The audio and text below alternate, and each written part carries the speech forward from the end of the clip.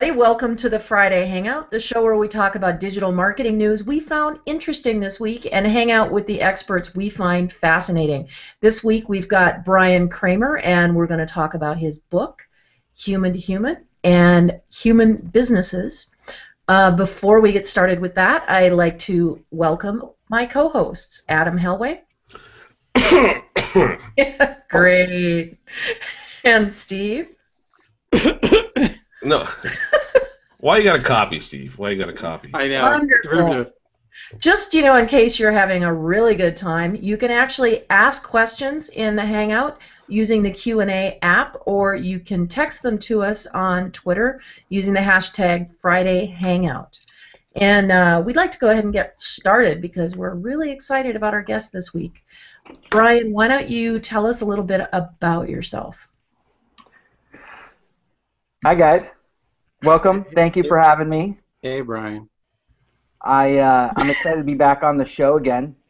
And this time, I can now say I've met you all in person. In real life. That's true. That's true. Is that crazy? We actually, Bryan was kind enough to include us in an awesome event that he coordinated working with Cisco last week. Last week. Cisco Live. And it was a phenomenal, it was probably the best influencer experience I've ever had. So kudos to you. It was so good, I think, that we made Adam sick. That's why I'm coughing. We get that a lot. I'm still blaming that on Ted Rubin. Well, yeah. Ted Rubin was there too. He was a great guy. Nice to meet him in real life. He got sick, and apparently, I guess they were, kissing or something. So. Yeah, it brings a new meaning to R on R. And that's why I prefer H to H. It's healthy to healthy. There you go. Well, tell us a little bit about yourself and the H to H, because you were on. I think you've come back quicker than anybody else we've had so far on the show, because we've been doing this for at least a year and a half now. And in the meantime, so bottom line is you're the CEO and president of Pure Matter, an agency out here in California, in the Silicon Valley, not far from us. But you're doing a lot of other really, really cool things, both on behalf of Pure Matter and yourself. Can you tell us a little bit about both sort of the interviews you're doing and then sort of the whole H to H book that you got? Yeah, you bet. You're right. I lead many lives like you guys. So it's been a really, really awesome ride. I'm having literally the time of my life right now. Although I really am glad it's Friday, but I'm having a blast. This is probably one of the most, and I'm not just saying this, like it really is one of the most incredible times in my life. I'm very blessed right now, and I didn't plan it. I wish I could say that I planned it, but honestly, I've just, it's come down to a lot of hard work. A lot of people have asked me, how did H to H become an overnight success? And the bottom line is that I don't believe in overnight successes. I believe that, you really work hard, and I worked hard for several years, more than several years, but in the social space, I worked hard in to reinvent myself, really. And when it came time for H to H to present itself to me and to the rest of the world, it really made sense then for me to take away the book I was working on at the time, which I'm now back working on. And I stopped it because I presented H to H at the conference that I was at. I was keynoting at Bloomberg, and it came up as the last screen, the closing screen. And Ted Rubin was there, believe it or not. So there's a common thread again. R&R was there in the room when H to H happened, which was kind of funny. So anyway, they took pictures of they took pictures of. I didn't walk away sick there either. So Adam, they took pictures at the event. It ended up tweeting out. The exact language was, there's no B2B or B2C, it's H to H, human to human. And they tweeted out the picture from Bloomberg, and it ended up getting over 80 million impressions in the next 24 hours. Or 48 hours, sorry. And so I knew, doing what you and we all preach, right, which is social listening and real-time marketing. We need to listen to what's going on, and we need to make sure that we grab the opportunities when they present themselves to us. I've been talking about this concept for 13 years, and why it resonated, I think, so much the day I presented it, and why it resonated then online so much is because we're starting to automate things that should not be automated. We're starting to act like robots in areas we should not be acting like robots. We need to present ourselves as a much more human, intelligence online and off, and connect the two much more. It's funny because it's a concept that's been around for, as long as we've ever lived, is being human. I mean, I didn't make that term up, nor did I make human to human up. It's been presented before as person to person, people to people, peer to peer. I think the word human really resonates because it to me anyway, it means that there are mistakes that can be made. Humans make mistakes.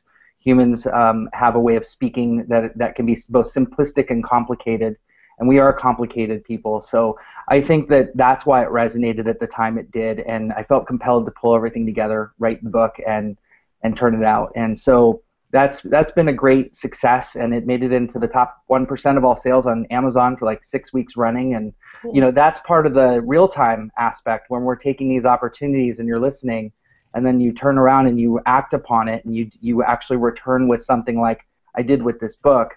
I think people were really excited about it because it wasn't just a meme. It was actually now something real that we could buy into. And so I've been really blessed again that it got tweeted out, and it really resonated, and I was able to be kind of the person to help bring that to life. Well, let's talk a little bit about why that resonated, because I think a lot of us who have been in digital marketing, I've been in it as long as you have. All of us really have been in it for a long time, and it seems to me that there's a cycle that we go through, right? And right now people are starting to get tired of the automation. They're starting to get tired of the push, push, push, push, push. We need more fans. We need more content. We need all this stuff. Right. Stop thinking. So what do you think really spawned kind of the tipping point that really caused people to respond so positively to your book? So that's a good question. And just real quickly on the automation piece, actually today we are killing our automation software, and I won't name them because it's not because they actually did anything wrong. Wow. I just am actually I decided to kill all automation in our company, and now we're going to complete conversation on every single thing that we do. I hope there's a blog post in that. Although I don't want to kill the company because we're still partners with them, and I still believe in automation for larger enterprise companies that can't handle a communication piece that's outbound on the level that they need to. So then you start to humanize the language that's going out. But for us, as big as we are, I really felt like I need to walk the walk. I can't just say it. But anyway, back to your question on why did it resonate at the time it did. This is the piece that I think people out there can probably take away the most, is that I didn't know H2H was going to happen, but I did know that I was enjoying myself. I knew that at the time in my career, a year and a half before, I think the answer is a year and a half before that, I actually hit a point in my career where I didn't want to be CEO of Pure Matter anymore. We were successful. We were making millions of dollars. We had great clients. Our process was really tight. We were creating great content. And yet at the same time I was bored because I wasn't contributing to the organization. After about 10 years we were all the company was really operating without me. I'd done my job, and now I needed to decide what was next, and Pure Matter wasn't thriving for me. And so it was either that I left Pure Matter or I decided to do something with that. And that was when social media was starting to get, I think, into my head as something I could do to help contribute.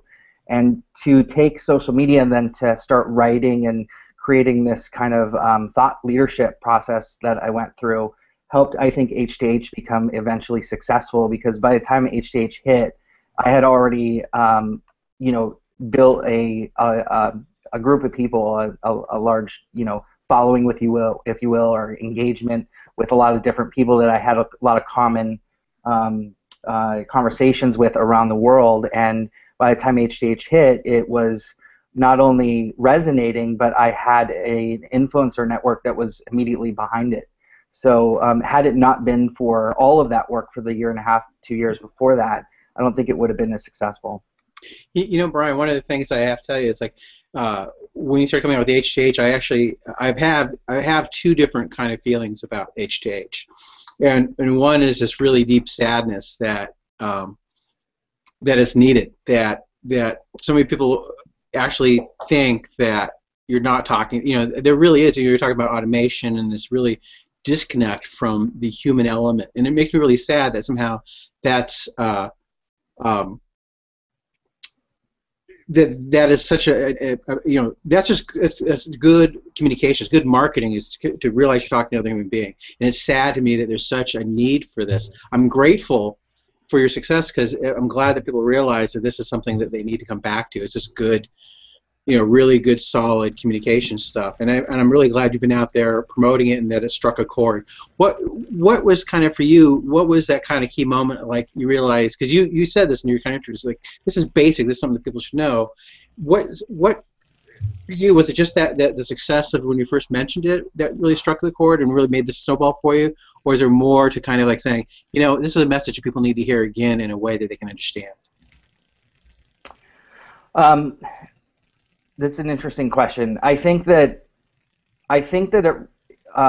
it's innate in every single one of us where we all want a human relationship. We're in this for the greater common good. I think people buy from people, they don't buy from businesses. And even I could argue that I believe in what Steve Jobs created. I buy from Steve Jobs, and Apple's a great brand, but I think Steve Jobs has really led the vision and leadership there that helps me to believe that the next 5 years of his vision will carry on. And look at them now; they're buying Beats and still continuing to humanize a business that is bigger than anything that we can ever comprehend. I think that we're like innately. I just said maybe what everyone was already thinking, and maybe even saying in other ways, but maybe it just got. It got put in a way that gave them the freedom to depart. And mind you, the total, you have to think about this, the total topic or the total subject line is there's no more B2B or B2C, it's human to human. If I named that just human to human, I don't think it would have worked. If it just was called there's no more B2B or B2C, I don't think that would have worked either. I think it's the combination of those two things that actually made it resonate, and I had a lot of haters, and I still do. They agree with the fact that it's human to human. I haven't had anyone argue that fact, but I do have a lot of people that argue no more B2B or B2C. And what I've said about that is that I'm not talking about process. I'm not talking about how we build companies.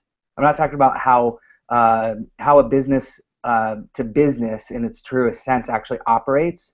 I'm talking about how we speak. Because at the end of the day, I think customers need to be talked to in a manner that is on a human level. So that's the part. Adult conversations, no doubt. Yeah. What do you think? I mean, I have my own suspicions, but what do you think? Why do we have as marketers collectively? Why do we have such a disconnect from understanding that we're talking to other human beings? Do you think? Because this is a problem that goes back decades, all my career for sure.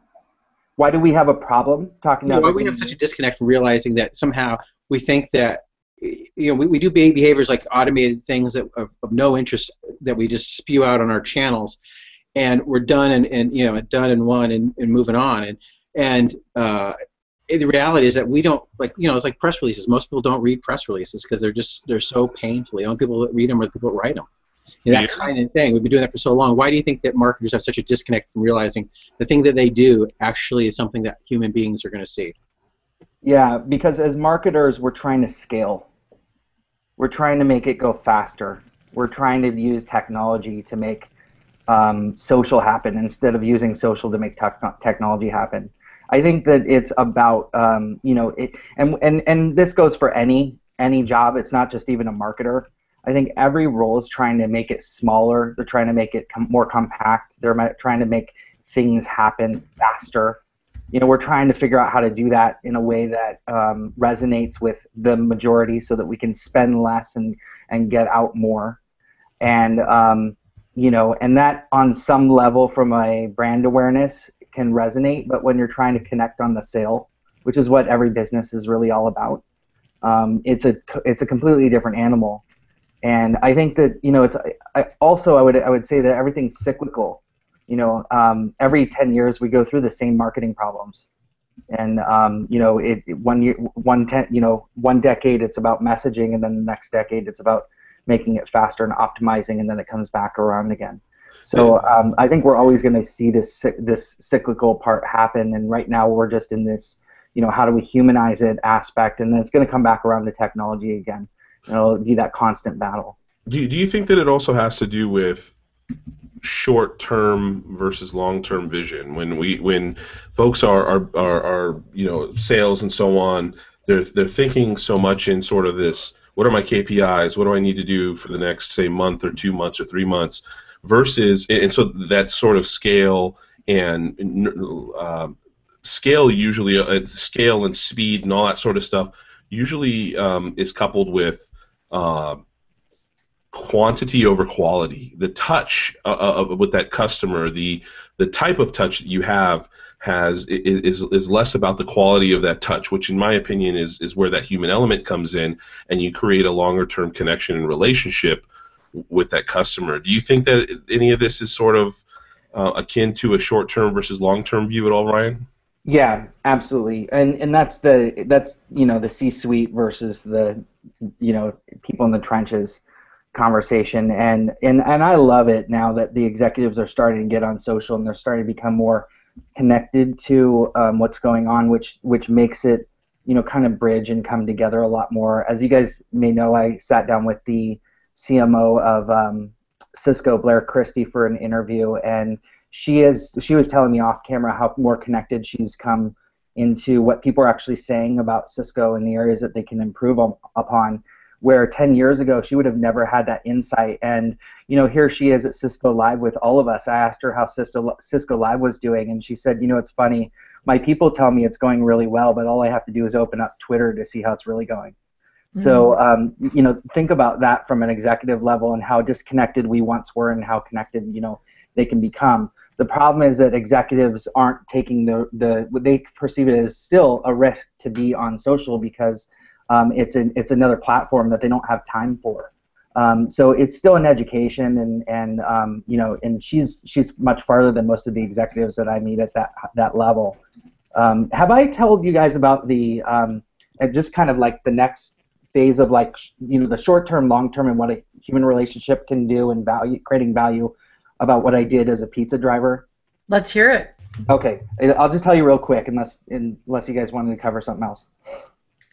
Okay, when have you guys ever had jobs? Steve, stop it. I love it. I mean, because we've all had these jobs, and I love it. We're about to. I believe that Brian's about to share a really cool observation from some stupid job he had. Because all my stupid jobs, I got no lessons out. No pressure, Brian. Tell his story. Tell your story, Brian.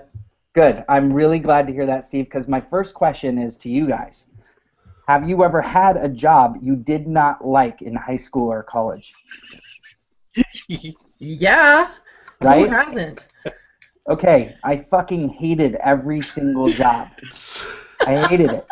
I didn't find a job I liked because they didn't let me do what I thought was creating value. I was at a sandwich shop for 2 weeks, and they asked me to make a sandwich in 30 seconds or less. I'm like, do you want to eat a sandwich that is made in 30 seconds or less? You know, you want to see what one of those looks like? I don't think so. Here it is. So, you know, and these are the jobs we all have that we're working through, and we're thinking, well, where's the value, right? How are we creating value, even at a sandwich shop? So in college, I finally, like, I'd never lasted past 2 weeks at any job up until then, because not because I was trying to fight the machine, but because I really just didn't believe in the entrepreneurial. I believed in the entrepreneurial spirit a lot more than I think they did, and I thought their sandwiches should be better. So anyway, after a lot of jobs, it took me a lot to get to this one place. I worked for Domino's in college, and I had the flag and the hat and the whole 9 yards, and I was driving around, and I'm trying to make tips on pizzas, and I dropped pizzas off for, you know, people, and some of them wouldn't give me any tips. Some would give me like $1.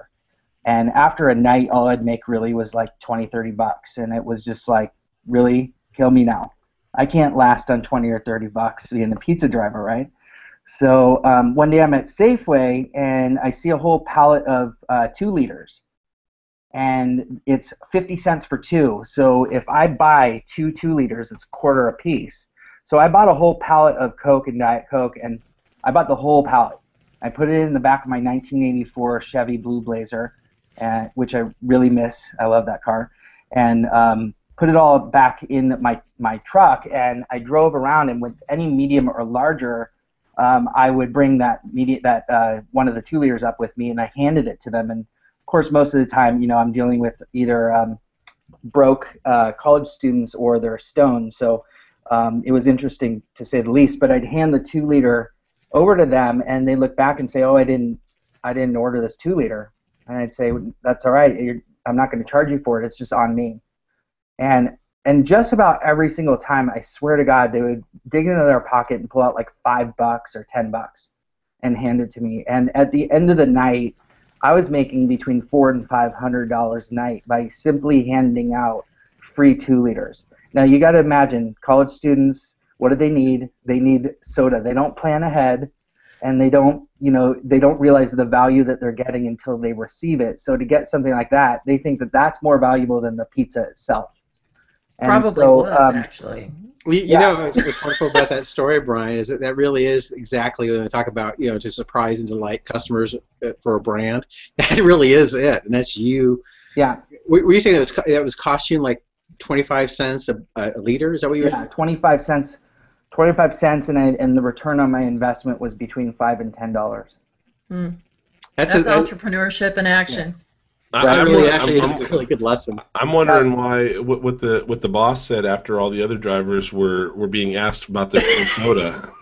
So Adam, you beat me to the punch there. They called me back in the office. This was my longest job ever, right? So I was there a month and a half, and they called me back into the office and they said, "Hey, you got to stop doing this." And I asked them why, and they said they've been getting calls saying that the other drivers aren't delivering the 2 liters. And I said, "Look, if you're not going to let me do this, I got to leave because I can't go back to $20 a night." And that was my last day at the job. Now, interestingly enough, I actually met the head of social for Domino's like maybe a couple months ago. I told him the story, and he said, "What's interesting is we're passing out free 2 liters now, so maybe you're the guy that started that." Oh, that's great. I wish I could make some money off of that, right? But that's a great example, though, of really what the human-to-human part is, and actually going that extra mile for a customer. And it doesn't have to be something that's really painful, and it doesn't have to be something that is incredibly hard to do. Just even picking up the phone and talking to people. So let's talk about a little bit more about how people could do that on like a B2B level, for example. Yeah. Well, B2B is probably, in my opinion, it's easier than B2C, because I think B2B is really more about people. That's the sale is happening.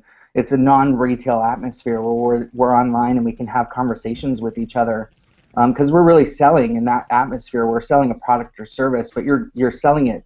It's a personal experience, and I don't care how high up you go. It's always two people that are signing a contract between each other. And somebody says yes to another person, no matter what contract we're talking about, no matter what business we're talking about. So, I think that what we're facing and how we use social media and how we use tools like, social CRM tools like Nimble or Contactually, those kinds of tools are really great because they help you track the relationship, and then it's up to you really to make sure that relationship is met, that you're having a conversation with them, that you're following what they're saying and you're listening and not being creepy, but you're listening in a good way and helping them to maybe achieve their goals or answer questions or highlight them in a piece of content. There's a lot of ways I think now that we can be human in how we approach other people that we couldn't do before. I think before it was much higher capacity of being creepy than you have right now. So showing up at somebody's front door is a creepy thing to do, but tweeting at them is certainly not. That's that's the big difference there. So Brian, do you think to infuse this into a company, because it's a skill some folks are just void of having. It's a skill that folks maybe haven't, folks who are hiring haven't thought of reaching out to, or maybe it's a skill that folks can develop. But I've heard it often sort of thought of as, you've got folks that have an IQ, and then you've got folks that have an EQ. Sort of the empathy quotient, what is that? The empathy quotient. Do you think that it's about developing these EQ characteristics, or hiring folks that do that, or somehow infusing and teaching your organization how to do this better? How does somebody start to become more human as a company? That is a really good question, and if you have 2 hours, I can certainly answer that one, because that's a big one, and it really kind of starts. To be honest with you, I think it starts from the day you hire someone. It's in your hiring process. It's in the hiring DNA of an organization. It's in your kind of vision, mission, and what you want to achieve, and it's also in your objectives. This kind of goes back before marketing and goes into more of a business coaching kind of mentality, in terms of what does your business want to be when it grows up, and who do you want it to who do you want it to engage with. And I think once you can answer those questions and you can get them engaging with, you can get those kinds of hires on board that understand that quality, then that's it has to meet the values of the organization. They have to be able to fit the personality of the brand and the personality of people. And I think that that's really kind of, most of the time, it's, I see it as the brand dictating what they just need to do, rather than building a good fit between two people. And you can't force people to tweet. You can't force them to be social. No matter how hard you try, it's going to come out looking bad. And so you really want to engage with them, I think, offline.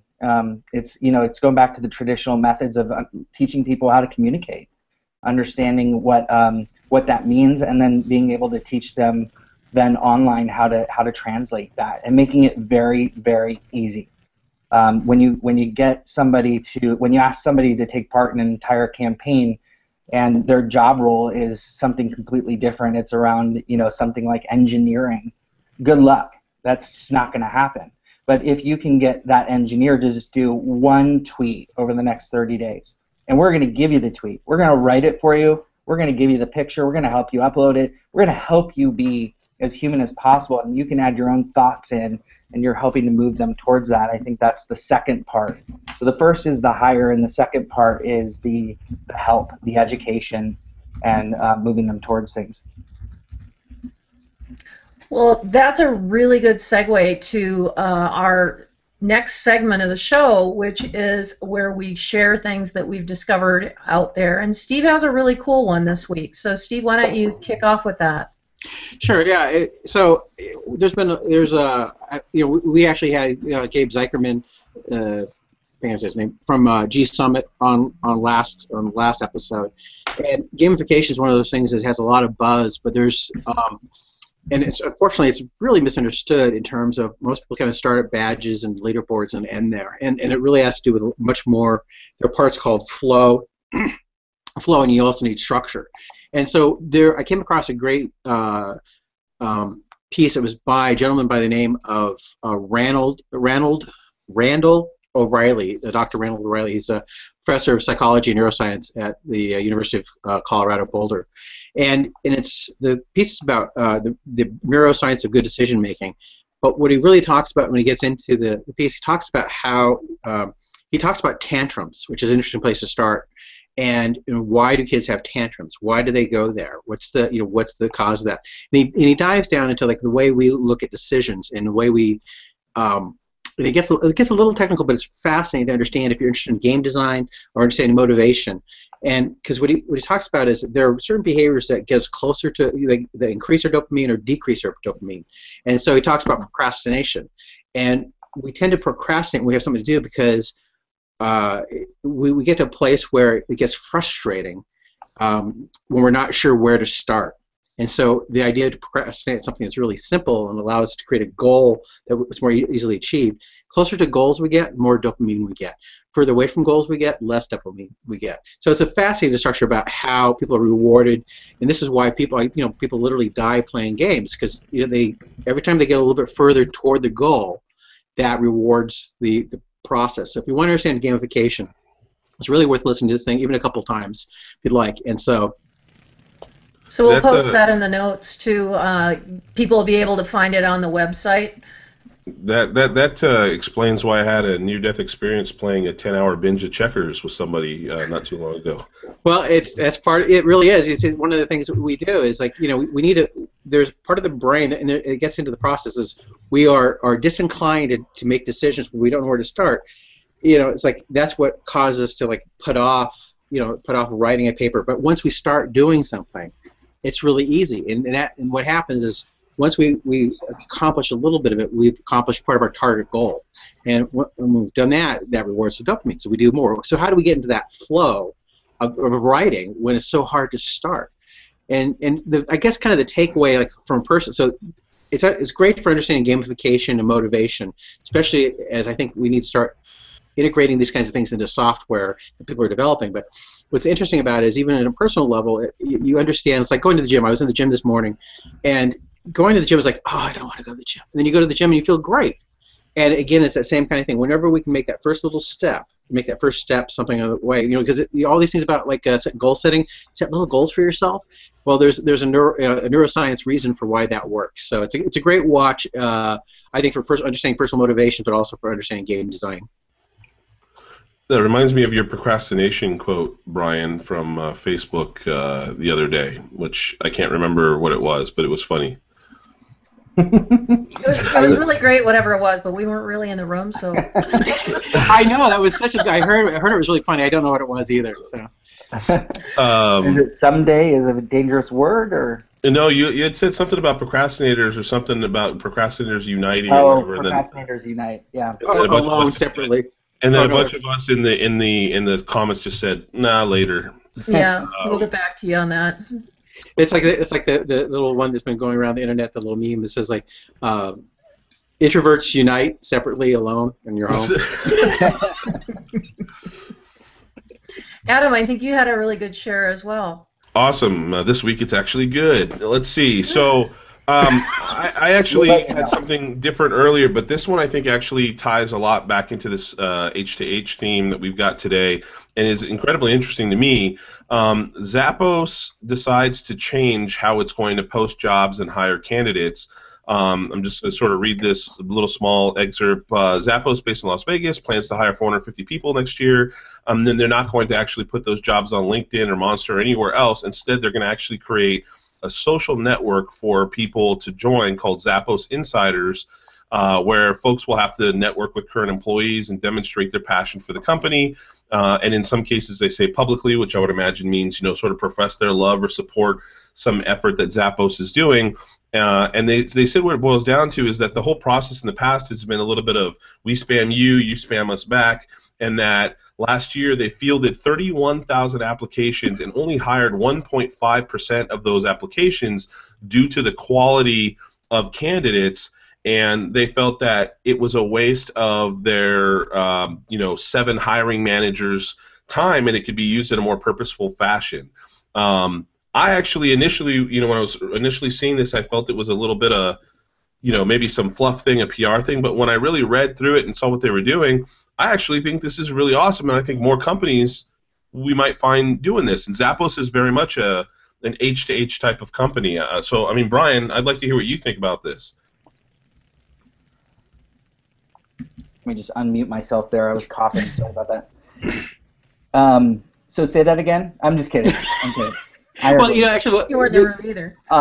So I think that it's interesting what that social has become a really customer service oriented or a personal experience. So either we go on Facebook and we take part personally, because most of the time I don't think we're all doing business on Facebook. To be honest with you, I don't see very many brands anymore, and I think we're all just chatting with each other, sharing news and ideas and thoughts, and maybe some of it is around business ideas, but we're not conducting business on social, at least on Facebook. And I think Twitter has turned into a very, very much kind of the same thing plus customer care, customer service, whatever you want to call it.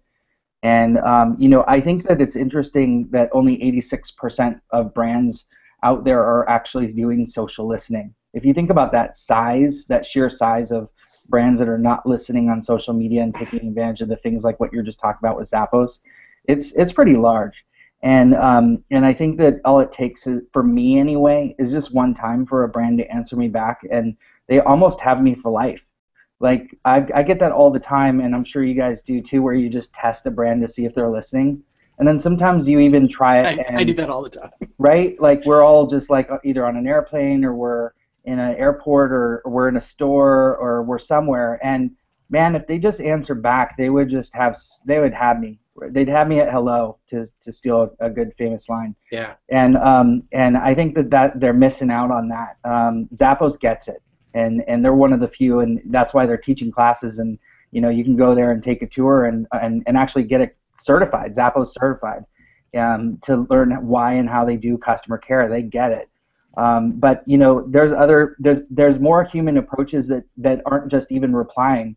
I have I put it out there that I've been on a plane. I was on Virgin America. I was flying out to keynote at IBM at their Connect, and I was talking about social listening. Ironically, was the keynote, and I tweeted from the airline because they are the one airline that has wireless and electric at every seat.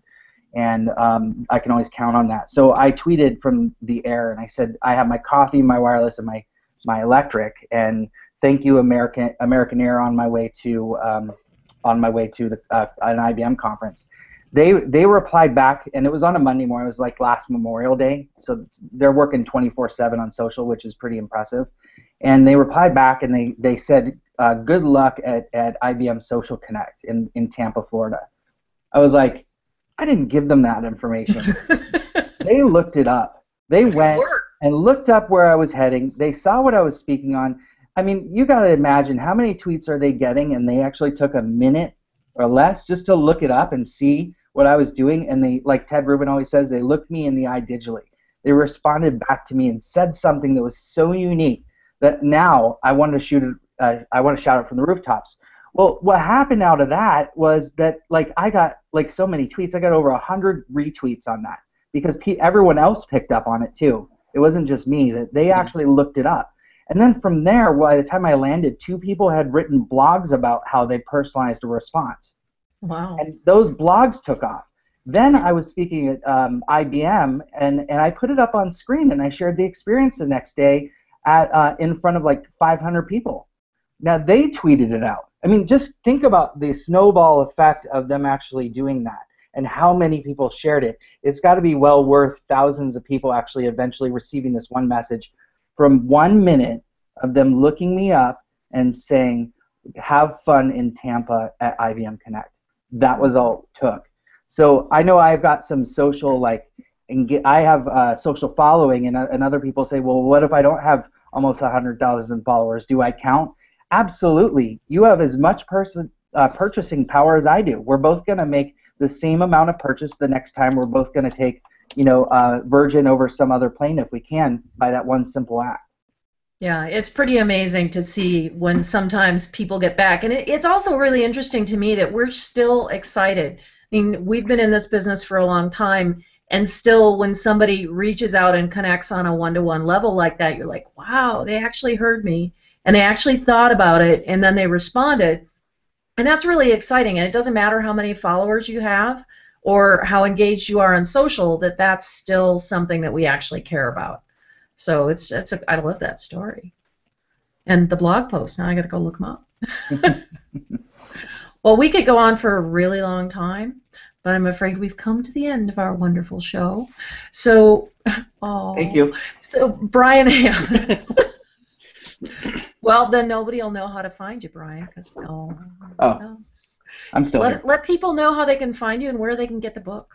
If you like what I've said, then you can find me at Bryan Kramer, at Bryan Kramer, or at bryankramer.com. And if you don't like what he said, you can find him at Steve Farnsworth. R-Y. Exactly what I was going to say. Stole his thunder, Steve. Sorry. And if you really don't like what I said, Adam Helway is a good person to reach out to as well. There you go. But BryanKramer.com is, I mean, it holds everything that's, book, the Twitter account, and all my blogs and everything there. So that's a good place to start. And I would love to hear from people, and I will respond. I'm as H to H as I hopefully try to be in my life as I write about. So please reach out. We're here to testify that that's true. Yeah, I highly recommend Bryan's stuff. I like his blog an awful lot. Thank you. The other thing I just wanted to compliment you on, this is a little bit of my fangirl squee moment, but it's like you did a great job. I thought not only did you bring some great people together, you created situations at the Cisco Live event where we actually had a chance to talk with each other, and that doesn't always happen at some of these influencer kinds of stuff. And it's really nice to be able to have a chance to chat with Ted Rubin or yourself or Joel Kahn. I mean, it was a great afternoon. I mean, I get the pleasure of talking to Janet and Adam every week, and you occasionally, but it's kind of nice to see the folks in real life that you don't always see. That's what it's all about, right? We're all doing this so we can build relationships, and when we get together offline, then that's when the magic starts, I think. So. Well, you and Pure Matter did a great job. Kudos to you. Thank you very much.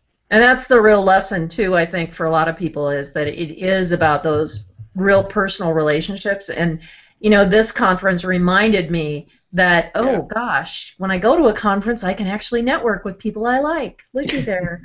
So it was. Why weren't you hanging out with me, Janet? Oh, well, you're not on my list of people I like. your cloud score is too low. I'm gonna publish that karaoke video that I got on my. Oh, no. All right, time to move along with the show. So, Steve, why don't you let people know where they can find you? You can find me at stevefarnsworth.wordpress.com or Steveology on Twitter, and that's it. Mr. Helway? Mr. Helway. You can find me. You can find me at Secret Sushi anywhere online. On Twitter, I'm at Secret Sushi, or of course Adam Helway online. Brain online. And you can find me on Twitter at jfouts or at janetfouts.com. What about online? That would be online. Oh, okay. Yeah. So you can also catch the show every week live on Fridays at 11-ish Pacific time by going to thefridayhangout.com, or you can find us here on Google or on YouTube. You can also watch the podcast or hear the podcast on Spreaker and iHeartRadio, and don't forget to subscribe to us and comment on iTunes. That's it for this week's show. Steve loves your faces. I love the rest of you too, just as much as your face. That's just creepy. Thanks, everybody. Very H to H. Thank you very much.